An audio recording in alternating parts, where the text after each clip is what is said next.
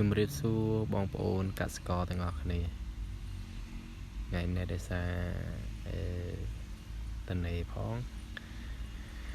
បានមកប្រទះឃើញយកកៅមួយល្អមែនតើមកចការនេះឃើញតែពូជដែលពេញនិយមសម្រាប់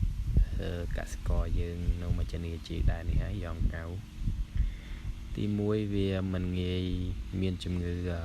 រួញស្លឹកហៅ Mosaic ណាហើយទី2មួយទៀត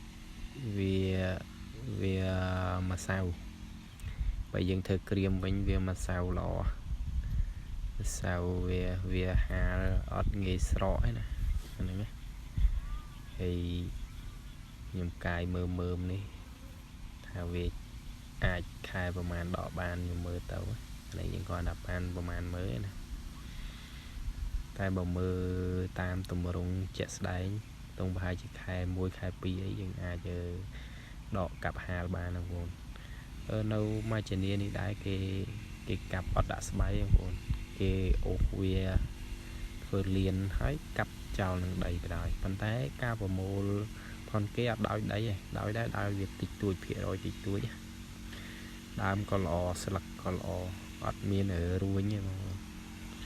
អត់មានរួញអីមួយតែយ៉ាងកៅនេះធ្វើម៉េចកុំឲ្យវាខូបបងប្អូនដាំខូប2ឆ្នាំ